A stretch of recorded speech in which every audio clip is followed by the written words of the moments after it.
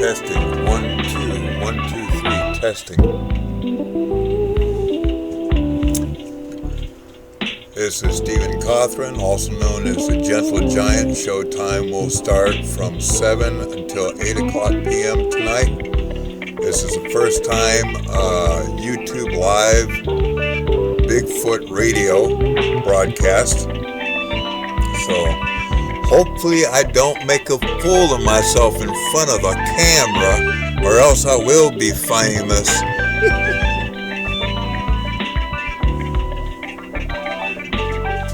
Hey, this is how stars got started, right? Making fools of themselves in front of the camera.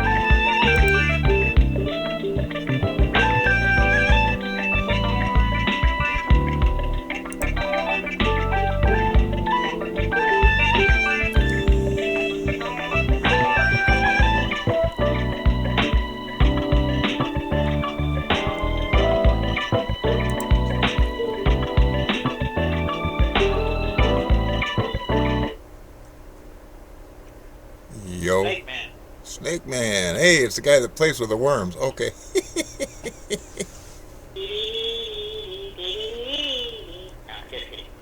So what's going on? Oh, not much. Just sending out show invites. Oh, sounds groovy. Tell me, what Yeah. the hell? I guess tonight after the show, me and Joe are gonna watch the Medea movie, the new one. Oh, Medea. Yeah, it's That's gonna be cool. her birthday. It's gonna be her birthday thing. Oh, okay. That's cool. Medea is a trip. That guy made some serious cash on that, didn't he? Yeah, I did.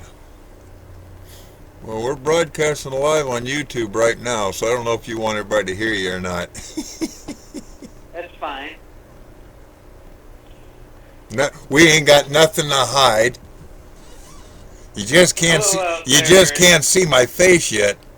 But trust me, when you Or see mine. my face, everybody's gonna run, hit the door, and say, "Oh my God!" Oh.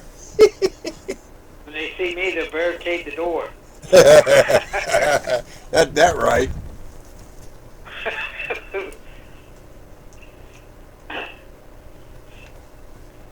No, I'm Everybody just. out there on the radio, come Huh? on and check out this show. Yeah, really.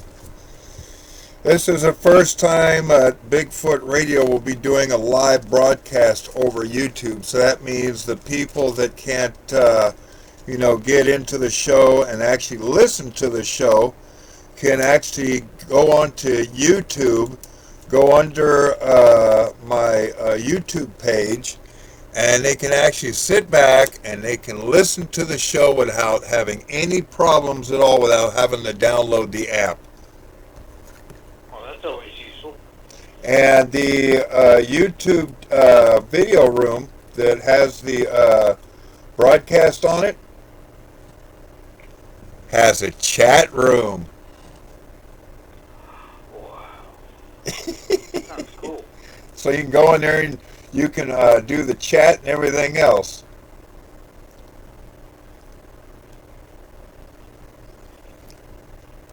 Hell, for that matter, I might even give you the job of going into the chat room and making sure all the comments are good. And if there's negative comments, you know how to do. Just get rid of those. Lord help us. No comment.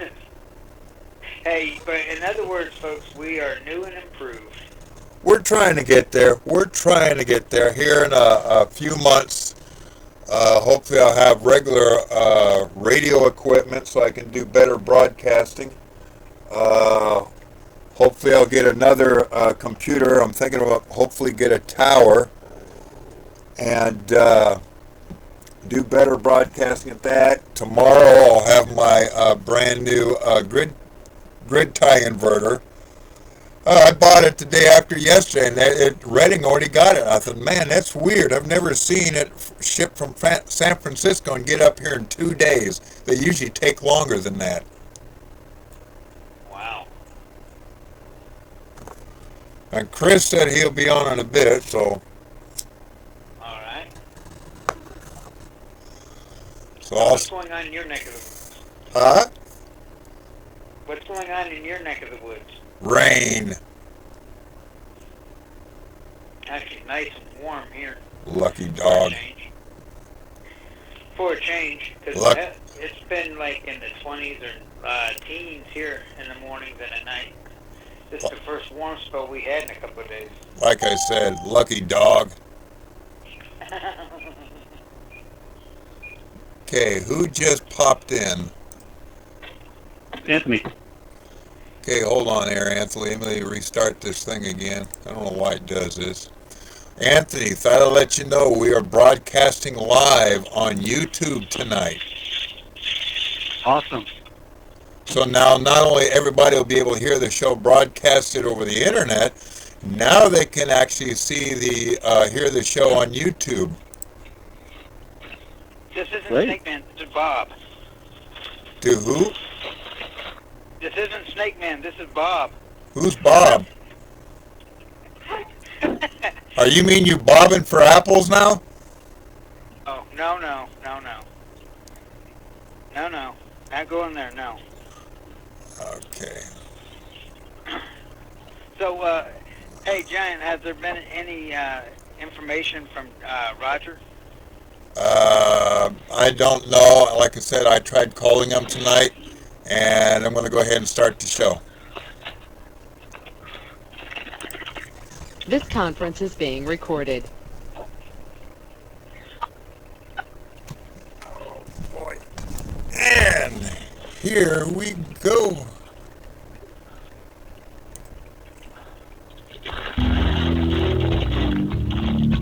They said it was at least 8.5 Make a noise. It wasn't more than wave by. We probably locked eyes for maybe 3 seconds, and that was enough for me to just be completely scared out of my mind. You put bait out too? We have similar reports in Russia. I must have watched it for about, a minute and a half. A large something. I couldn't explain what it was. And that's when I saw the face peek out from behind the tree at me. But ancient Native Americans have been recounting sightings for centuries. Sightings of creatures all the creek. They ran into this people that they called the creek devil. Since the late 1950s, local and national newspapers have recounted eyewitness reports of 6 to 8 foot tall, hairy, man-like creatures roaming the mountains of Humboldt County in Northern California.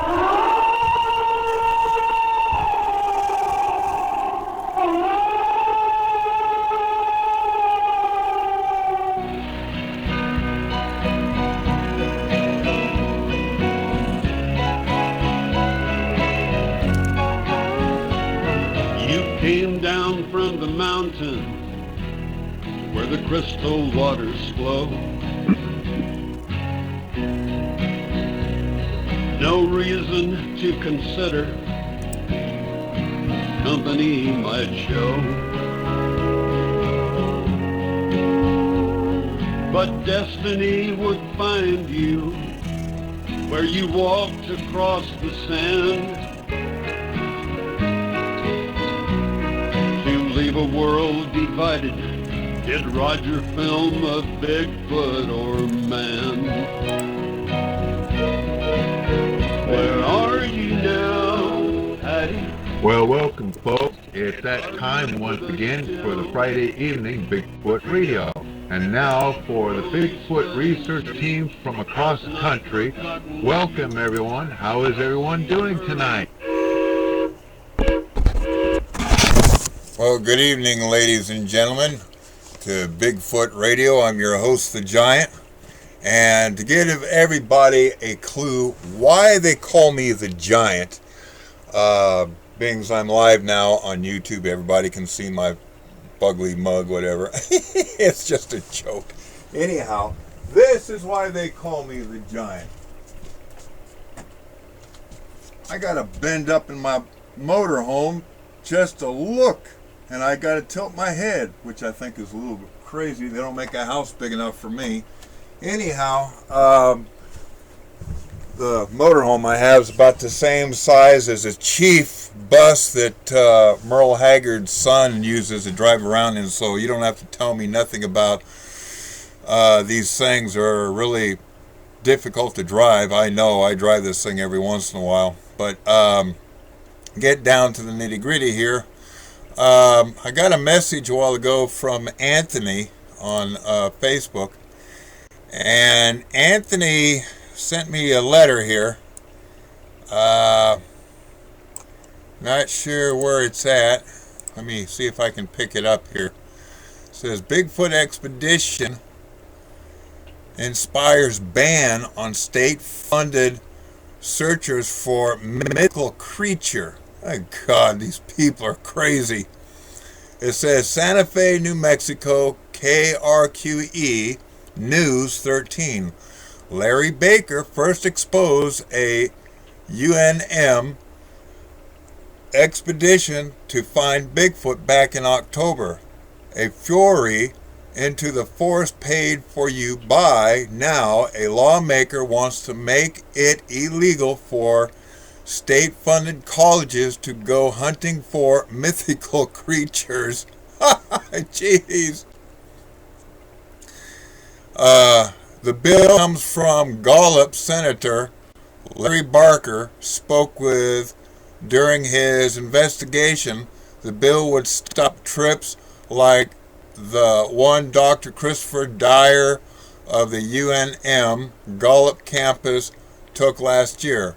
We took one day and went up there. Yay! Walked around, Dr. Dyer said. Dr. Dyer, doesn't that name sound familiar? In response to what happened, Senator George Moniz is sponsoring a bill that would ban public funds from being spent on looking for a creature, a fictitious creature. It is said that we have to do this, that they don't have the ethics, that UNM doesn't have the ethics to stop this. Senator Moniz said, and now we have a draft bills to stop something that is not morally right. Boy, Congress trying to do anything and everything to make a buck. God.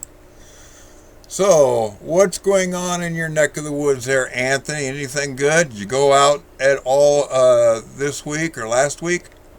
You're not on mute, are you? Yeah, I sure did.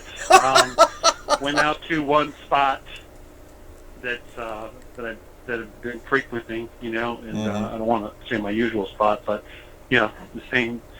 It's one that I've been to many times, and I must have just timed it wrong because I did see a lot of movement, but comment to what other people have heard, just strange whistling in the area. So that's what I had heard while I was out there.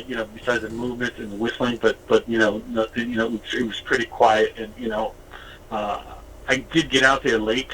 Unfortunately, if I would have got out there early, I'm sure I probably would have had different results. Maybe would have been able to pick up some chatter, like I had in the past. Right. I did get to the area, and I did notice some footprints, but unfortunately they were washed out because of the rain. But and again, I'm not worried about it because this is an area that I know that they either come through or stick around. Right. And so I'm just looking forward to the next time I'm back over there. Right. So how is the weather there? Is it raining still, or is it kind of like off and on, or what? No, it's cloudy, today. Matter of fact, it was a pretty beautiful sunset. Kind of one of the kind of makes the sky orange and purple and red. Like the sun's going down. Right now it's partly cloudy and stuff like that. The moon is out, but it's definitely a good night to go out tonight, but I just can't go out tonight. Right. I can understand being the mud and the rain and all that stuff, and it's more likely a little chilly out there as well. Yeah, it's almost freezing. So it's in the mid-30s. So. Did you guys get any snow at all? No snow. Not in my part, anyway. But I know the beginning. It's sometime other else. Right. I know the beginning of January that usually people were expecting to get snow up here around December. Actually, it didn't start snowing until about the 3rd or 4th day of January. And when it did snow up here, it snowed all over Reading. And the snow only lasted a couple days, and then it just melted off. It's kind of like that the last time it snowed over here. They enjoyed, kids enjoyed sliding down the hill for a few days, and then one warm day just kind of let it all go. So nothing right now in your neck of the woods at all, then? Nothing that I was able to record on audio or video, but recording whistles, that doesn't impress anybody. It could be somebody out there whistling at you. Who knows? Yeah, but still, even if you record thump thump thump, still, I mean, this is just one of them things that people really got to, invest the time to go out into the woods because, I mean, when these creatures walk, right? Okay, it's not like you and I walking, snap out. I mean, these suckers are heavy, and they make some pretty big thumping sounds, and when they get close, okay, it quickly becomes intimidating. Right. Because they literally shake the ground like fat out. You know what I'm saying? Mm-hmm. So, and I don't think East Coast Jack ever shared it with you on the show, but there was a time that he had set up his equipment. Mm-hmm. Okay. Mm-hmm. And he was there with the parabolic mic, just sitting in his chair. And I mean, one of the creatures just, ran right by him and knocked the stuff down. He had the parabolic mic mounted on a tripod. I mean, the creature ran right by him and knocked the mic down. And he was right next to it when the creature ran right past him and knocked it down? That's right. See, that's what I get about a lot of people say, oh, these creatures are dangerous and all that other stuff. But yet, Jack has a tendency of going out there. He doesn't show any fear of these things, and the creature just walk right past him, knock the things down, probably even knows he's there and doesn't do nothing and just keeps walking. Yeah, well, in this case, he said he ran by, and I believe him. So, but if he was walking, I'm sure we probably got a better look at him. Right. But but still, that's. I mean, with nothing, you can't put a price on experience. So, nope, can't put a price on experience at all. I mean. Go ahead. Sorry. Go ahead. No, I was going to say that for those that are listening, I mean, and anybody taking a serious interest in going out there, and any one of your guests and anybody else can tell you, I mean, it requires patience. It requires a lot of time. I mean, you could spend 8 hours in pitch black dark, before you finally get a 3-second sighting. Mm-hmm. Right. So it does require a lot of patience, and it's you just got to count the calls. You want to wait that long for a 3-second sighting, and then have half the people not believe you. I mean, yeah. Yeah. So exactly. I also wanted to make an announcement out there to everybody out there in Radio Land and YouTube Land and everything else that today is a very special friend's birthday. It is Julie's birthday. That's Snake Man's other half's birthday. So, happy birthday, Julie. Happy birthday. Is she there? I think she's there, but Snake's got himself muted out. Oh, boy. I'm glad it's somebody else this time. Yeah. Come on, Snake. Stop screwing around. Get on. You want to. She's smiling from ear to ear. She said thank you. Wait a minute.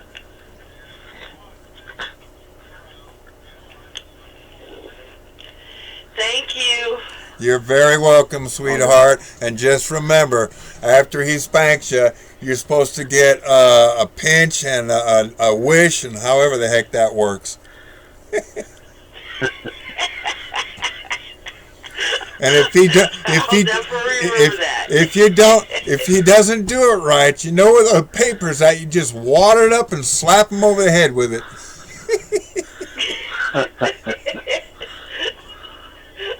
Oh, that's so funny.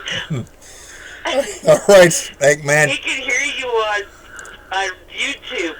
I'm sure he can. By the way, Snake Man, tell me what's going on in your neck of the woods. Anything. Okay, Shorty. Yeah, I know. I've heard it before. No, but thank you very much for that. It really meant the world to her. Has anything anything been going on in your area at all that you know of? You've heard anything? Any news at all? No. No, but I was talking to Roger today. Okay. He's not on, so why don't you go ahead and tell everybody what you and Roger talked about? Well, he was talking something about that the Border Patrol had called him for something to do with one of the game cameras being tripped, and they went and investigated, and there was no illegals on the camera and nothing like that, no tracks of any illegals. But what they caught on camera was something totally different. So now they're going to send Roger out to this location to check it out, and his team. So basically, basically what's going on is, see, the last time I spoke to Roger was about 3-4 months back, and Roger told me apparently they had something like a shapeshifter out there walking around terrorizing the whole neighborhood. And ladies and gentlemen, what a shapeshifter is, it's a different type of a Bigfoot. It's what a lot of people call a dogman type Bigfoot. Myself, I kind of find that a little hard to believe. I've never seen a dogman walking around on 2 feet looking like a human with a dog's face. Not unless he's that fugly. Anyhow, according to him, it's been terrorizing the neighborhood and everything else, so I guess the Border Patrol up there, apparently it tripped the camera or something like that, so they want, I guess, Roger and his team to go out and investigate what is going on out there. Is that what's going, did I get that correct, Snake Man? That's what it sounds like he was talking about to me. He was supposed to have been on tonight, but I guess something must have happened.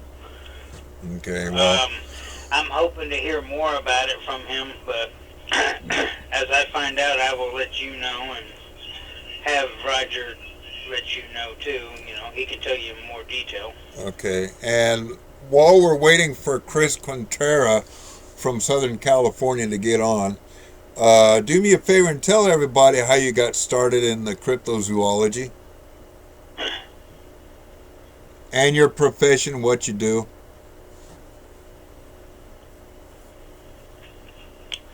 My cryptozoology. In other words, how did you get involved with Bigfoot? I know Bigfoot. I know. I was thinking of the best way to put this.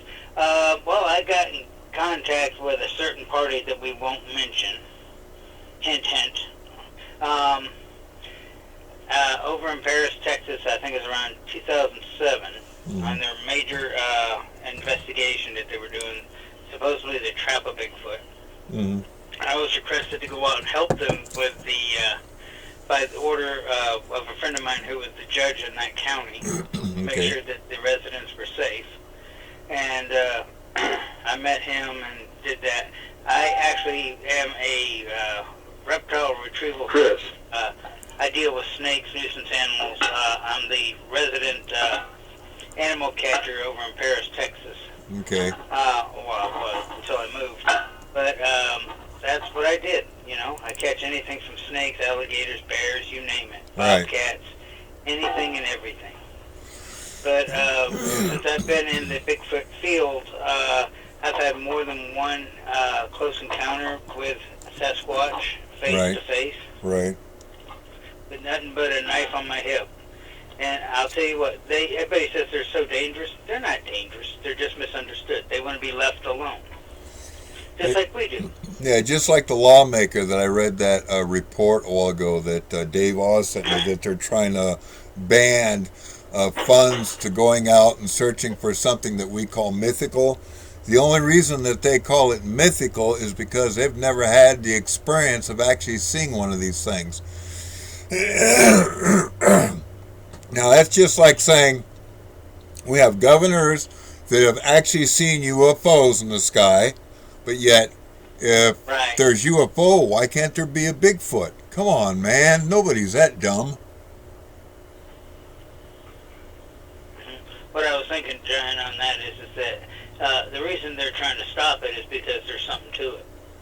What, to the Bigfoot phenomena, or to the people trying to make a profit? And they don't want, to the Bigfoot, because see, if there's something to it, then everybody's going to be out there finding it, and they will eventually find it. Right. And that's not what they want. In other words, they're trying to cover it up. Exactly. I don't know why. I mean, they're all over the place. You know what I mean? They're trying to sweep it under the carpet, so to speak. Good luck. The creatures are elusive. Right. They literally are all over the place. Yeah, it's like saying, go ahead and try to cover it up. It ain't going to happen, and nobody's going to pass that bill. I don't care who you are. Now, state Washington, or Washington State, they passed a bill back during the time of Dr. Krantz, making it illegal to shoot one of these things. If you did shoot one of these things, I think it was a $10,000 fine and 10 years in a state pen. So if that's not if that's not saying they don't exist, I don't know what is.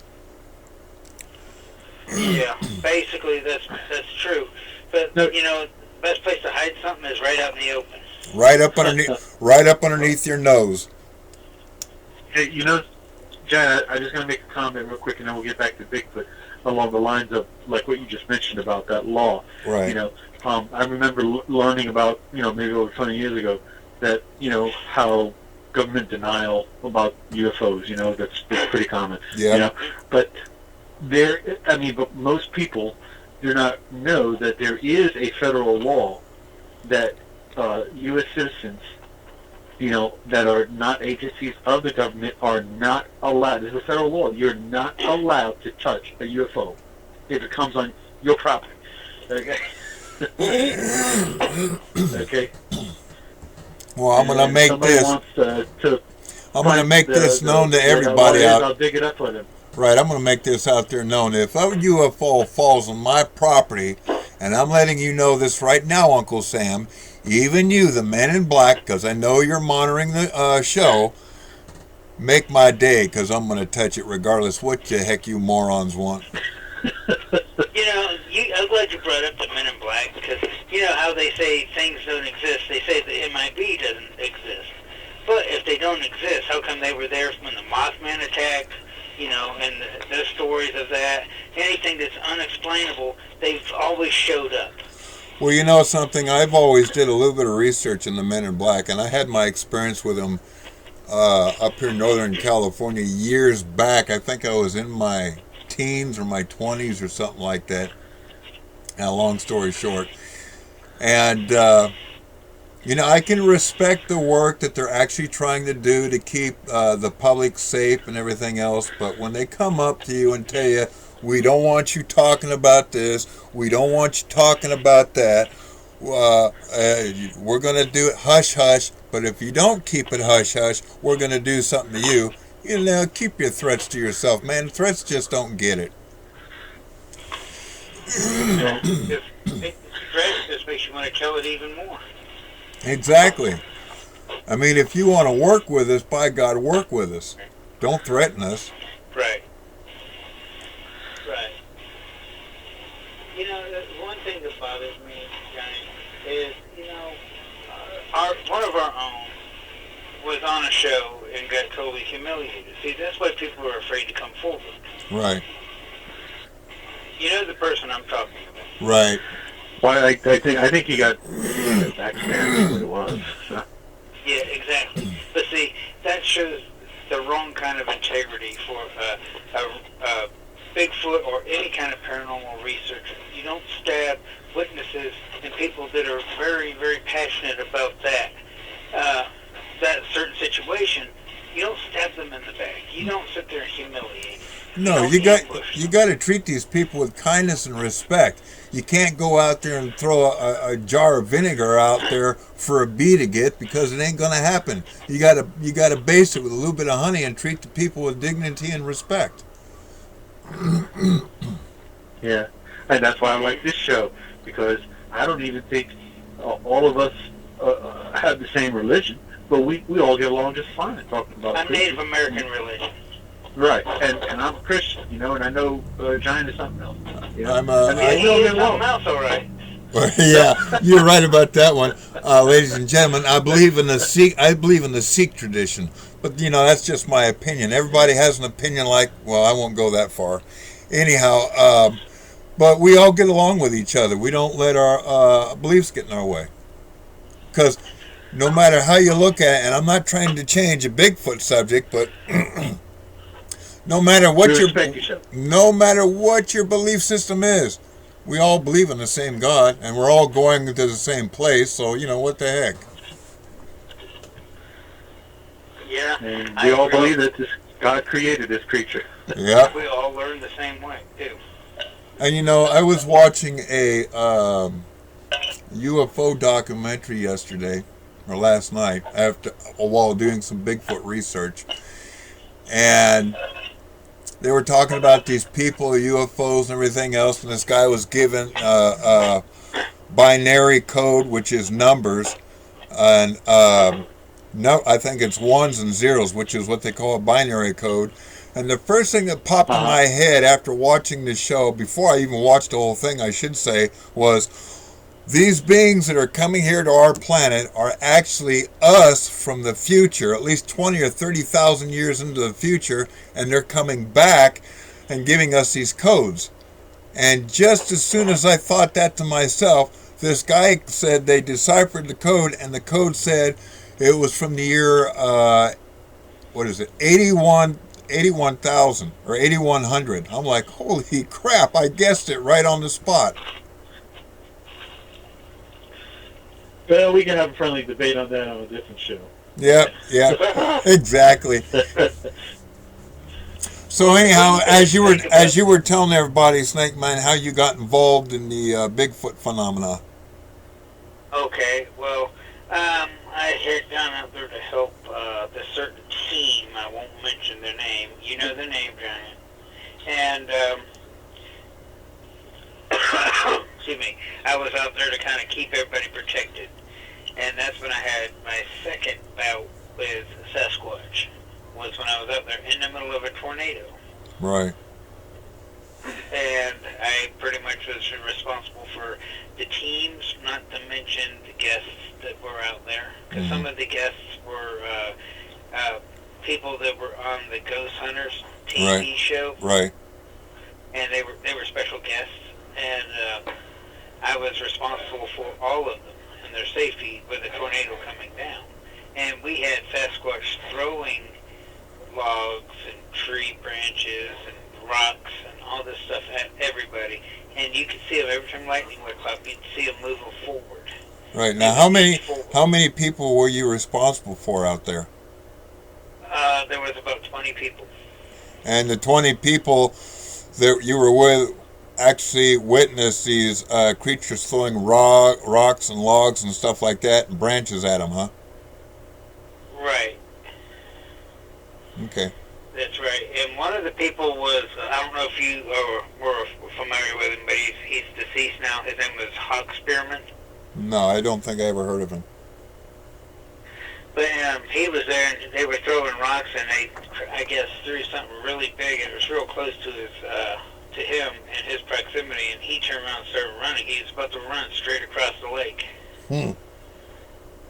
You know, and everything, and I had to grab him and hold him, keep him there, you know, told him to stand to the ground, because these things were advancing. Every time we'd step back, they would advance forward. Right. They took advantage of the space. But see, the thing is they weren't trying to hurt us. They were basically trying to push us out of their area. Right. They didn't want us there. We were intruding on their turf, basically. Hmm.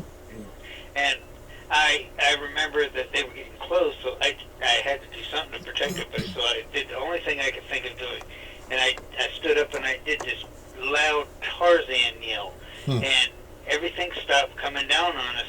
And they looked at me and said, "We could just see it now." The Sasquatch are looking at each other like, "What the hell was that?" And they left us alone for a little while, and then they resumed what they were doing. You know, I've been wanting. I've been wanting to go out. What'd you do after that? Yeah, what'd you do after that? What'd you do after that, Snake Man? Well, after that, we were there for most of the night. So probably about 2:30, 3 o'clock, we started making our way to get back to the base camp because the boat got flooded, swamped. And the area over there in Paris, Texas, that I'm talking about, is a giant lake, but it's also connected to a lot of swamplands, sinkholes, and mud and muck and swamp. there is a gator or two that roam around over there. And I had to go and find a way around that lake to get to base camp to get us another boat, but instead I ran right into the other team, so I sent them the way I had just come, and I kept going. I made my way around and got to them, and we got a boat, got back to the base camp, got everybody checked out, and gave our reports. And when I was over there, when we first touched down, before we made it to that point where we got attacked, Right. I was using an IR camera this team had, and saw a juvenile Bigfoot sitting in the fetal position under a tree. Wow. But when I turned back around to look at it, it was gone. And you could see with the lightning flashes, we were looking at the cameras and everything, letting our eyes adjust, and you could see forms of big forms running through the shadows, darting from tree to tree and making their way away from us. Right, right. Because, you know, instead of coming to us, they ran away from us because they didn't want nothing to do with us. Right. And that was what was weird. Is it wasn't, you know, like every 2 feet or anything. It was like here and there. It was sporadic in different areas and stuff like that we'd see the shadows. Mm-hmm. So, you know, it's kind of weird though. It's maybe a big pod. This is where they had found what I guess they call them bedding nests. Mm-hmm. Where they would lay down to sleep in pods or groups. Right. And they had found a bunch of those and all that. If we ever get the expeditions up and going, I'd take an expedition or two over there, and we could do something like that. You know, Chris gets everything all straightened out, what he's got to do down there, and he gets up here. Me and Chris is going to do some more investigations up here. I want to go to, I think the south side or the north side of Mount Shasta, because I know Mount Shasta is a pretty good hot spot place for a lot of these creatures. Somebody once told me, I think it was a few months back, that somebody had a Bigfoot encounter up by, I think up near Mud Creek, that they were walking and they seen this Bigfoot out there walking around. I guess it was just checking him out or something like that. When he turned around, the creature was gone. And but yeah, I'm gonna, as soon as it clears up a little bit, you know, I'm gonna head up that way. Oh, Giant, the first encounter I had with Bigfoot was when I was 14. Okay, what happened? I was hunting squirrel.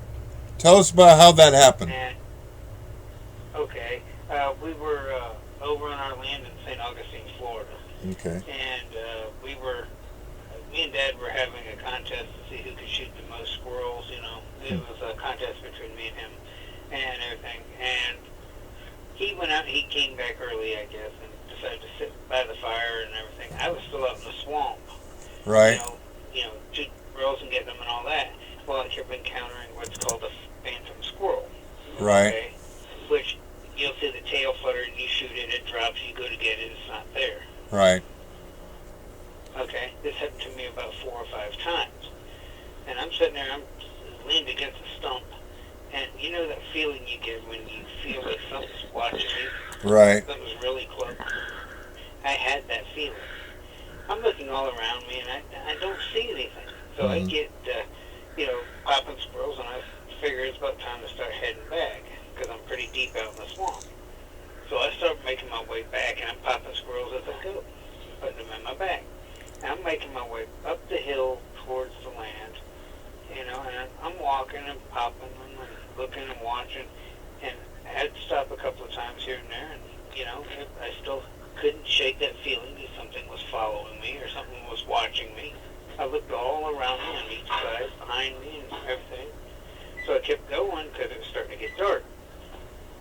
And I made it up to the flat part of it as it was just starting to get dark. It was like really, really dark. Mm-hmm. I made my way over to my dad, holding up the bag, saying, I think I beat you, I think I beat you. I get almost to my dad and them at the fire and everything, and I get maybe 10 feet away from my dad, and he and my uncle and my cousin were sitting there around the fire, and they're like looking at me with big wide eyes, saucer eyes basically, with their faces pale white. And I said, "What's wrong?" He goes, "Whatever you do, don't turn around too fast, don't freak out." He eats down, picked up his Q-beans. He had the Ruger Red Hawk in his hand, pulled the hammer back on it, clicked on the Q-beans, said, "Turn around slowly." I turned around, and there sitting behind me was this creature about 7 foot tall, arm's length away from me. Good Lord. Jesus. He followed me out of the woods. I mean, it stood right behind me. And I sat there and I was looking at it. I thought maybe it was one of my dad's friends pulling a joke on me, you know. So I reached out and I brushed the chest. It stepped back and grunted at me.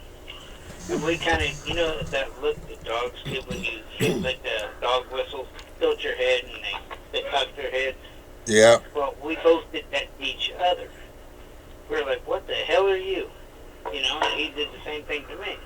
He stepped back, he looked at me, grunted, snorted, ran. As he ran along the perimeter of the yard down towards the swamp again, he went the perimeter of it. He ran on 2 legs. As he got to a certain distance, he dropped to all fours and disappeared into the woods.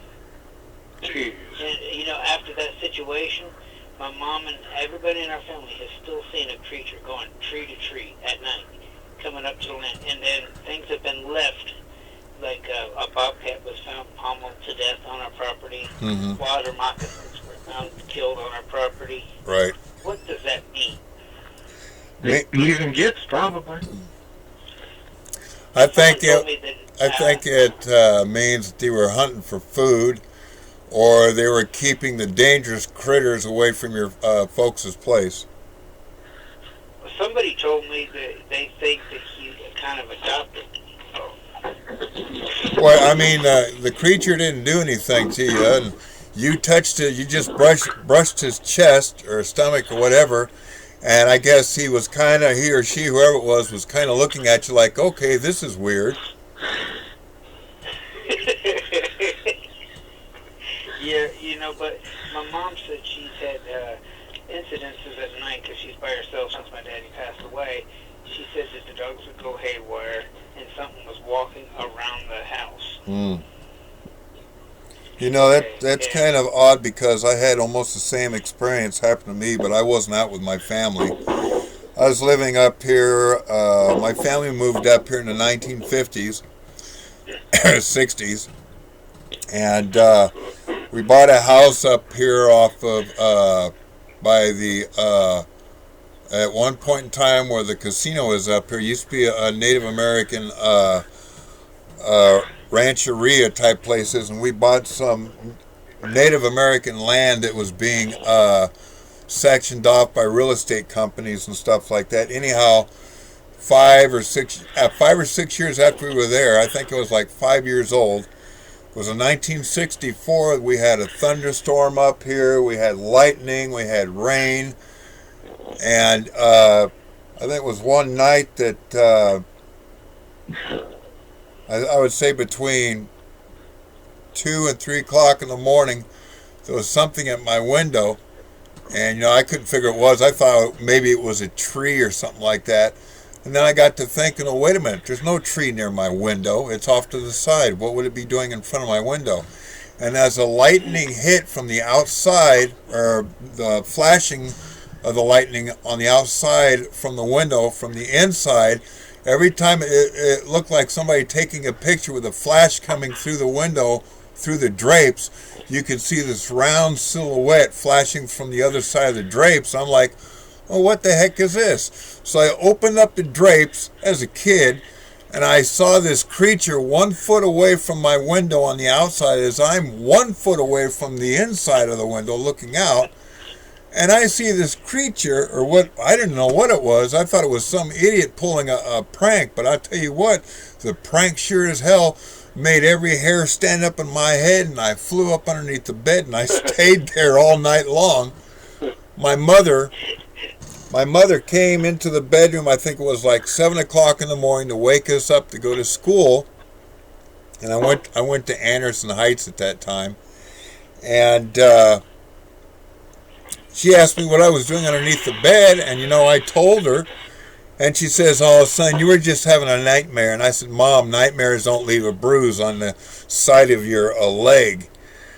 And to all this time, like I've always said, and TJ has always said this as well, once you see a Bigfoot, it sticks to the back of your mind for the rest of your life. And he is not joking. The question I got, though, for everybody out there, maybe somebody else has an idea of what it means, but, I mean, the thing didn't hurt me. We backed up, we cocked our heads the same way, and we stared at each other. He snorted, growled, wasn't even really a threatening growl. Right. He stepped back, and then he ran and then dropped all fours and disappeared. Right. But see, my mom and dad, they had corn on the trees for the deer, and he would steal these off the trees. But after my dad dies, they're not there. But since I think he may know that my dad's not there and my mom's alone by herself, and maybe he's checking out my mom to make sure she's okay. Well, I know, and I've heard this from a lot of people that go out and feed these creatures. Java Bob told me, I think a few years back, that there was a lady, I don't know if it was in Oregon or somewhere back east or wherever it was at, that this lady always used to go out and feed these creatures apples or whatever it was, and they got so used to her feeding them. And, I got to thinking, I think I told Chris this too. I said, man, if this lady died off and then somebody got the house and they went up to the house, the first thing you know is these people open up the back door and they'd freak because there's a creature with a hand out wanting food. What do you think that means, though, that he's leaving stuff like... Hey, was that the lady from Happy Camp? I think so. I think, that was you and I that were discussing that. There was a lady up in Happy Camp, California or something like that. We're actually feeding these creatures outside her back door. Right. Yeah, what a mind blower. My question, though, is why would it leave these predator animals that were on the property dead right there, laid out where you can see them? That is something I couldn't really explain. Maybe somebody else out there might have that answer. I mean, if the creature wasn't leaving gifts, it's possible that it was probably trying to bait something else to come in. That's a good theory. Well, that's a really good theory. That's smarter than dude, that's brilliant. That's totally brilliant. I like that. Well, the one thing I was just going to say maybe it was saying, hey, I'm here to help protect the property. Here's your bobcat that's stealing your chickens. But no, your theory's better. I like that better. Well, and what's funny is it circled the house. It didn't hurt or scare anybody. I mean, it freaked out the dogs, but then we found bobcats and moccasins dead on the property, pummeled to death. I mean, is it possible that I made friends with it incidentally? Accidentally? Could be. I mean, there was a story out of it was in Lake County where a hunter was hunting deer and he came under a rock overhang on a trail, and there was a neatly piled, strategically placed right in the middle of the trail pile of acorns, and he got the willies. Hair went up on his neck. Like, what the heck was that? Well, funny that's like fishing. The weird part when you said Lake County, I went to Lake County, I think it was during the summer of June or July last year, to do a Bigfoot follow-up because somebody said that they had seen a Bigfoot near their area, and it was down towards a small little town called Middleton or something like that. And they have a casino out by there too. The casino's real nice. And on the way back from the casino, I had the person sitting in the car with me. And just before we got to, I think it's called Lakeport, there's a side of this hill. I'm not sure. There's like a crossroad there, and then there's this hill. And I'm looking up at this hill. Now, mind you, I've got my dash cam in my Jeep, and I'm looking up at this hill, and here's this thing standing way the hell up on the side of this hill, and it looks like a tree, but with the way the tree's going, it's got its hand up behind its neck, and it looks like it's scratching the back of its neck. And I'm like, wait a minute. So I got out of the car, I looked at this thing, and sure enough, it's a Bigfoot standing on the side of the hill, looking at me and my passenger. I went up the hill, I flipped around, I came all the way back down the hill, flipped again, and I turned my my dash cam towards it, trying to videotape it, and it was videotaping it.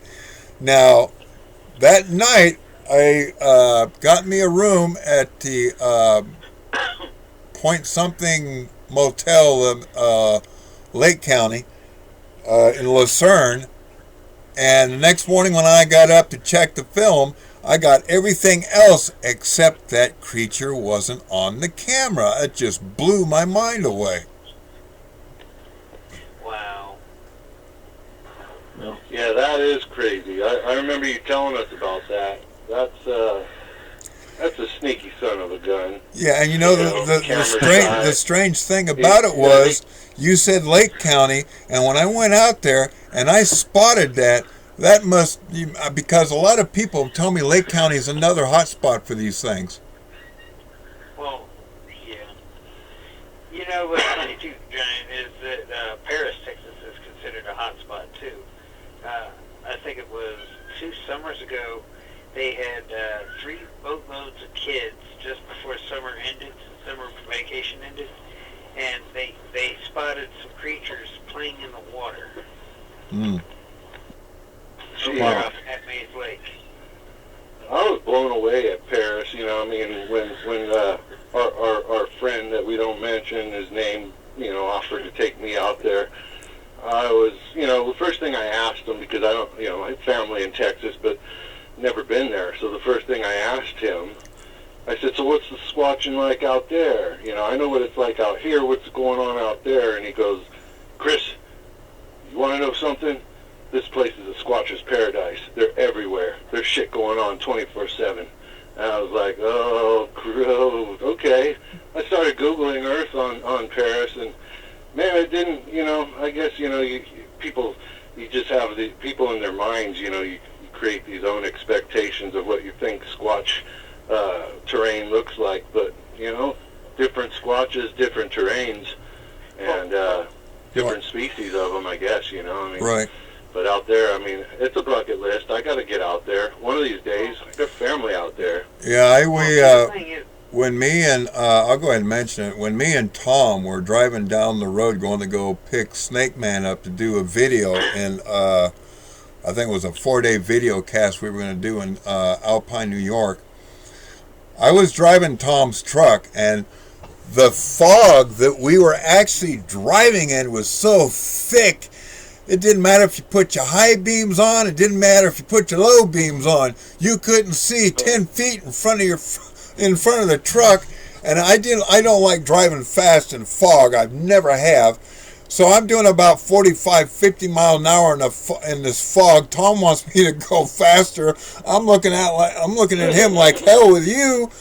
And as soon as I said hell with you, I don't know, there must have been a gator or something in the road, because whatever it was, the left-hand side of the truck hit it, and as it hit it, I'm like, holy hell.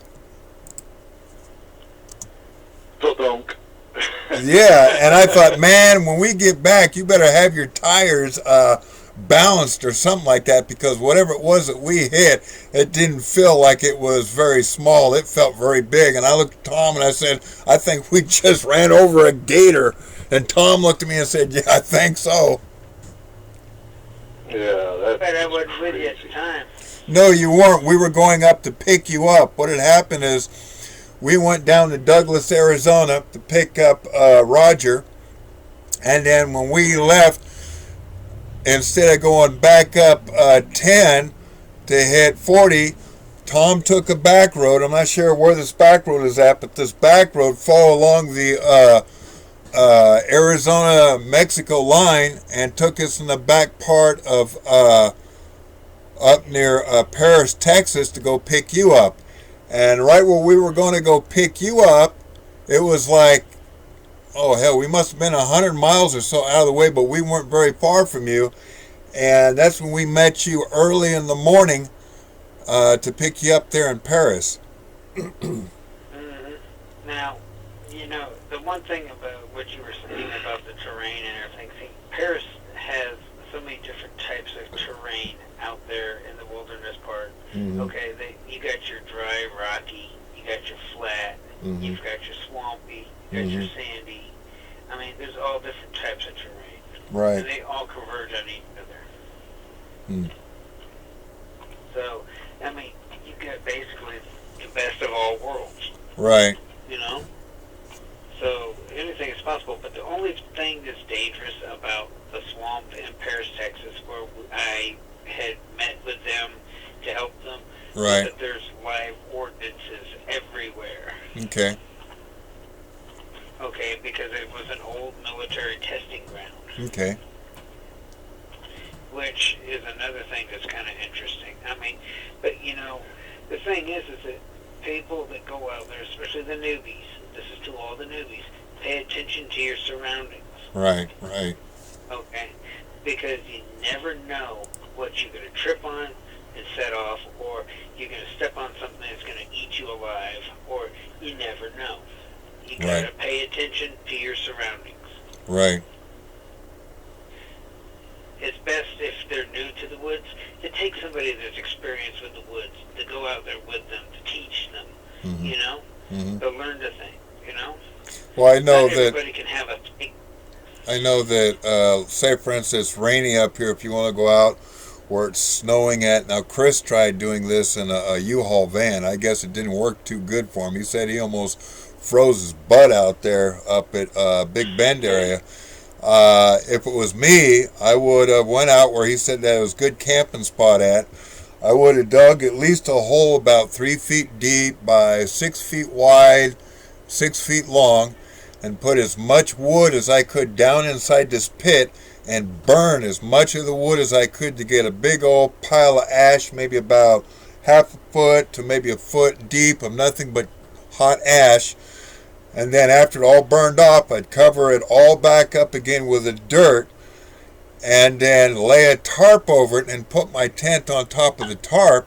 And what that does, even on a cold 0 night, the heat absorbs up from the bottom up inside your tent, and it keeps you warm for 2 days. Yeah, I wish I could have had the means to. Yeah, I got out there in a real bad way. That was screwy.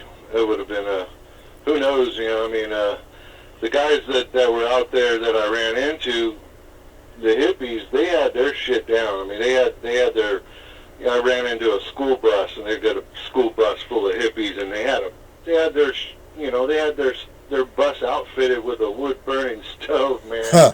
I was like, oh, what the heck?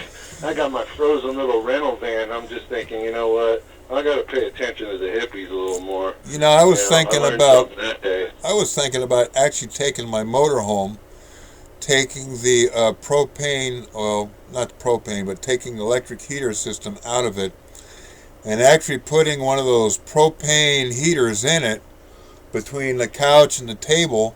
And I thought, you know, this would be pretty good. Fill up with propane, and I have heat at least for a week, no problem. Well, plus you have a way to cook, too. Oh, yeah. Or put a wood stove in it, but I don't know. I think maybe a wood stove might catch something on fire. I'd have to put maybe a brick wall up or something by the table in order to do that one, but I don't know if that'd work. But yeah, you gotta line it with some bricks, definitely. Don't put it on top of the gas tank. No. I seriously would like one day to get people to come to Paris or to come to Warrensburg, where I'm at, and if they want to do an expedition, let me know, and I will teach them the safeties of the woods, so that they know not to step on anything, how to avoid animals, how to, you know, back away and get out of the situation if you get cornered. Yeah, we don't want them stepping on your toes. Snake Man, that's why you're the coolest cat in my book, because, you know, I think it was the first time I came on the show, the first time I listened to you, and you were just, I think the thing that caught me, it really stuck with me, is you were saying, you know, I ain't like those other guys out there. You want to get out and do some Bigfooting, you know, if you got your own truck, you got your own food and supplies, and you got time off to come out there and meet with me for a week, you just get your butt on out here, bring your own stuff, and we'll go over there and stomp the mountain. And you know, you don't need to, you know, pay no fee to get in. You don't have to do this or that. There's no special secret knock on the door for us to let you in. And it was just come one, come all. As long as you got a good attitude, open-minded, got your own supplies, let's get her done. And to me, that was like, wow. You know, I was just like, yeah, that shows the true caliber of a squatcher. You're not out there, you know, to sell a thing, you know, or whatever, try to make money, and not out there like those guys that are going, oh my God, we're surrounded, they're everywhere, you know, have to have these pitfalls there in the show to keep people, you know, keep people interested. And, you know, it's just, you want to come out here and get it done, get out here and I'll meet you. And that's totally cool. I mean, exactly. Snake Man. Thank you. Well, see, I'm also very adamant about the safety of all squatchers, you know, beginners or, you know, professional. You know, I mean, because they get out in the woods, and if you got amateurs that are stomping through the woods, they're going to sooner or later piss off a wild animal. You know? Yeah. And I want to make sure that they're safe and that they know what to do, how But, to get away from it. You know, 'cause by the way, not to change the subject, but have you talked to any of the college kids out there where you're at about the video? oh yeah, they love it. They love it. They think that it is so awesome. They want to see more. I told them about the show, so I'm sure some of them are probably listening in. Okay.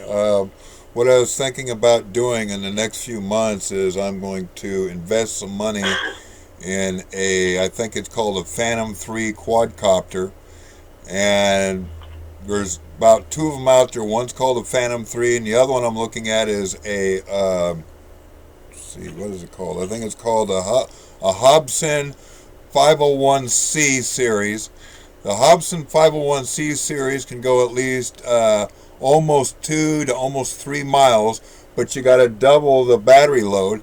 And then the Phantom 3, now I think the Phantom 3 is only good for about 25 to 30 minutes, but I think I can make the battery power on that last a little longer if I put like a little solar cell or something on top of the battery or on top of a drone.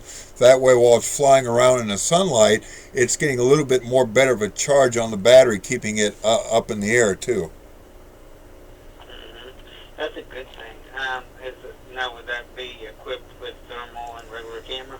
Yeah, that would be equipped with thermal imaging, and I'm going to try and do some research, see if we can get what is that? Heat sink imagery for the drone as well. Okay,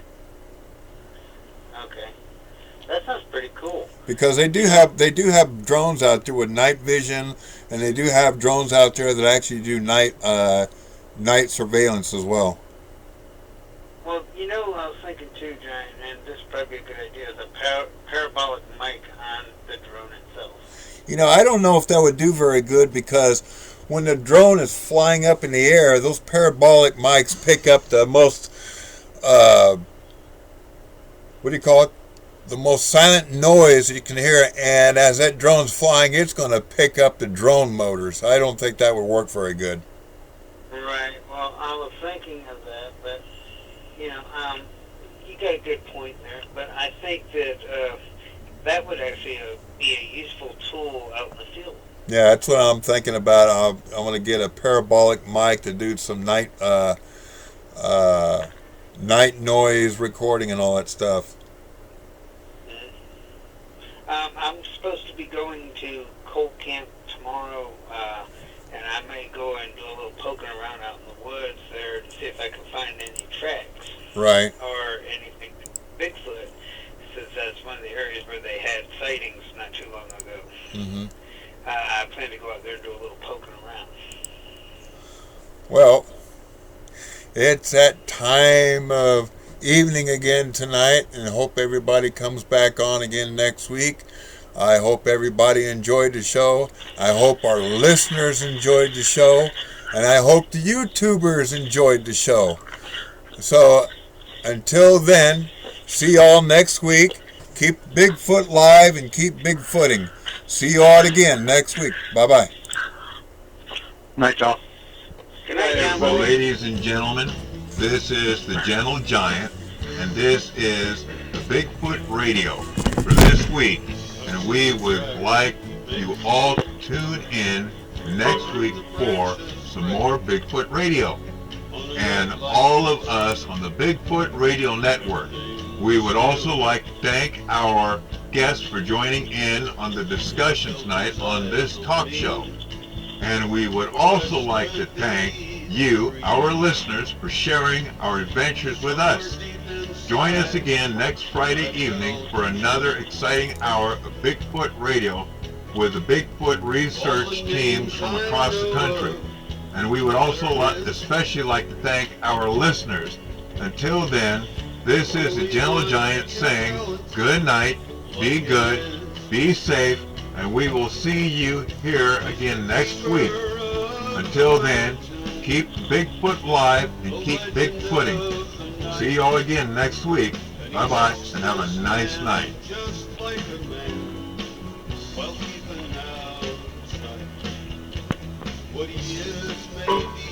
Night, y'all.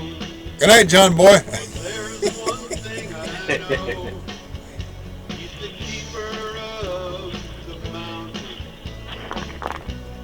Hi, Grandpa. Oh, God.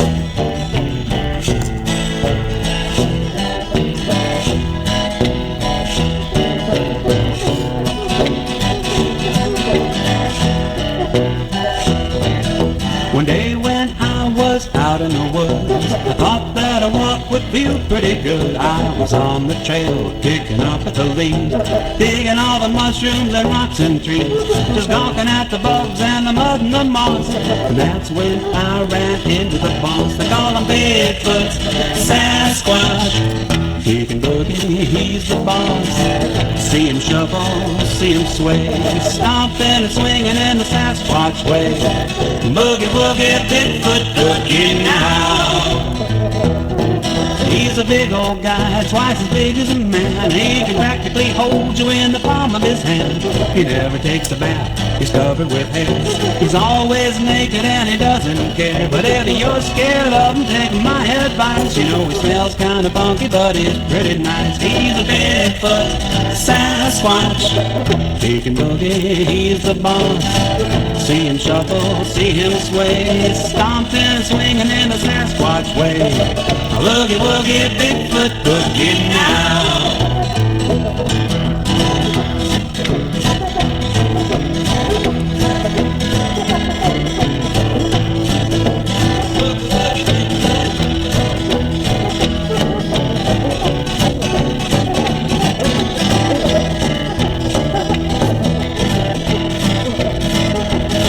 He can stomp out a fire with his great big feet while he's doing a shuffle to the boogie beat.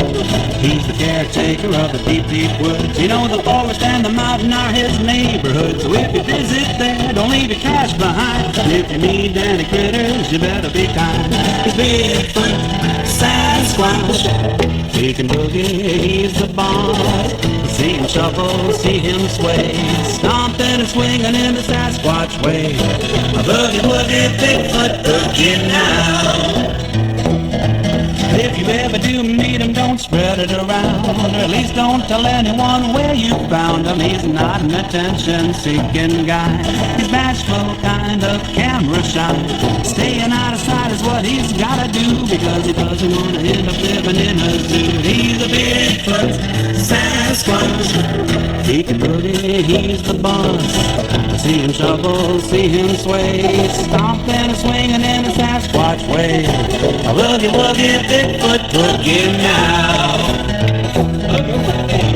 Boogie woogie Bigfoot boogie now.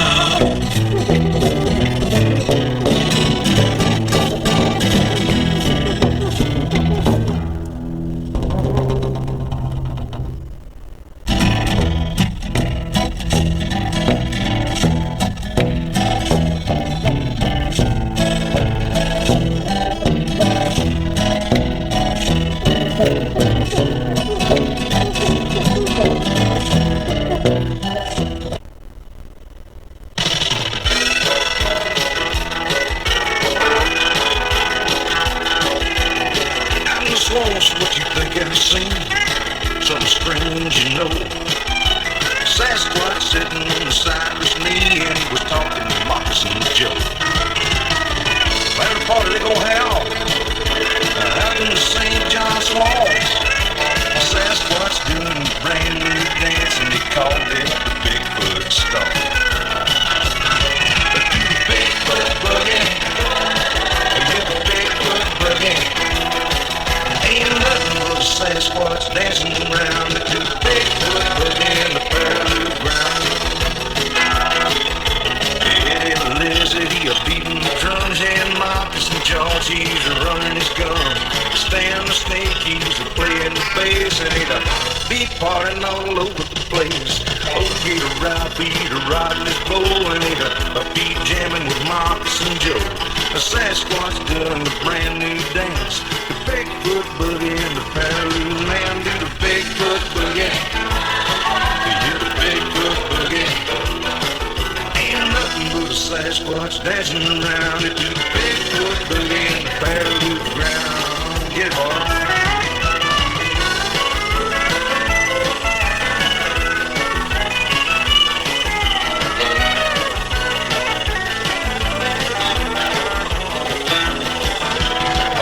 Last night to a terrible sound, well, a whole lot of noise, something shaking the ground. I crept in the smoke where they were getting down to the Bigfoot boogie and the parallel ground. To the Bigfoot boogie, yeah, the Bigfoot boogie, doing the Bigfoot boogie in the St. John's Walls. Eddie the Lizard, be a beating the drums, yeah, old Moccasin George, he's running his gun. Stan the Snake, he's a playing the bass, and he'd a beat partying all over the place. Yeah, oh, get around, beat a rotten pole, and he'd a beat jamming with Moccasin Joe. Sasquatch doing a brand new dance, he called the Big